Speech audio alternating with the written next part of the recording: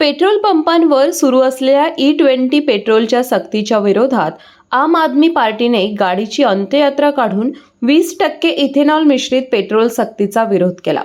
बसंत बहार टॉकीज येथील petrol pump येथून सुरू झालेली ही प्रतिकात्मक अंत्ययात्रा जिल्हाधिकारी कार्यालयावर नेण्यात आली। राम नाम सत्य है, आम जनता त्रस्त है, नितीन गडकरी मस्त है अशा घोषणा यावेळी देण्यात आल्या। E20 पेट्रोलमुळे दुचाकी आणि चारचाकी गाड्यांचे मायलेज 5 ते 15% कमी झाले आहे। इथेनॉलमुळे इंजिनचे मुख्य भाग खराब होत आहेत आणि गाड्यांच्या दुरुस्तीचा खर्च वाढला असल्याचा आरोप आपने केला आहे। यावेळी बोलताना आपचे प्रदेश संघटन सचिव संदीप देसाई म्हणाले, केंद्र सरकारचं पेट्रोलचं जे धोरण आहे की रेग्युलर पेट्रोलमध्ये 20% इथेनॉल मिश्रित पेट्रोल द्यायला सुरुवात केली।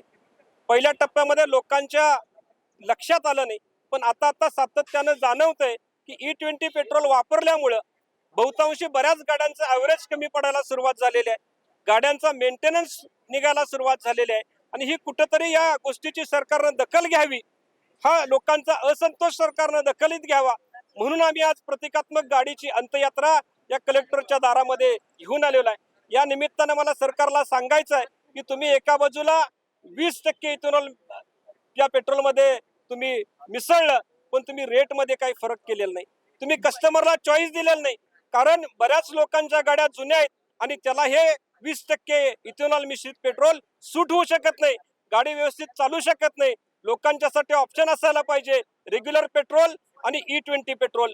तर एक वेळ आम्ही समजून घेतलं असतं, पण हे फक्त लुटण्याचंच काम आहे। सरकारच्या मंत्र्यांमध्ये असलेल्या लोकांच्या कंपन्या इथेनॉलच्या चालायला पाहिजेत म्हणून ही सक्ती आहे, असं 100% आमचा दावा आहे। आणि म्हणून सरकारला मला इशारा द्यायचा आहे, तुम्ही ना रेट कमी केले, ना मेंटेनन्सची पर्वा केली, ना ॲव्हरेजची पर्वा केली आणि म्हणून मला सरकारला सांगायचं आहे ही प्रतिकात्मक गाडीची अंत्ययात्रा 2029च्या सरकारची अंत्ययात्रा असल्याशिवाय राहणार नाही, असा इशारा मला या कोल्हापूरच्या वतीनं सरकारला द्यायचा। समर्थन बऱ्याच गोष्टीची वेगवेगळ्या पद्धतीने केली जातात।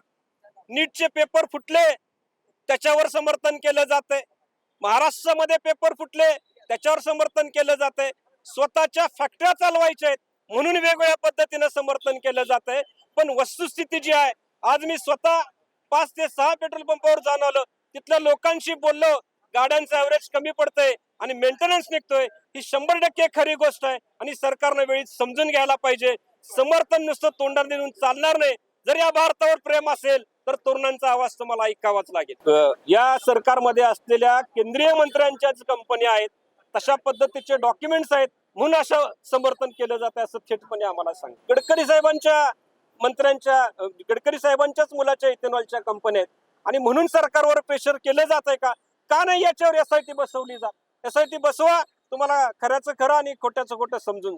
भारताला स्वातंत्र्य मिळवण्यासाठी 5 लाख स्वातंत्र्य सैनिकांनी जीवदान दिलं, भारताची सिस्टीम सुधारण्यासाठी अनेक जण आंदोलन करतायत, जेलभरो करतायत, याच्यामध्ये आमचाही नंबर आहे, त्यामुळे अशा कारवायांना आम्ही घाबरत। यावेळी किरण साळोखे, उत्तम पाटील, अभिजित कांबळे, सूरज सुर्वे, समीर लतीफ, मोईन मोकाशी, दुष्यंत माने, विजय हेगडे आदी उपस्थित होते।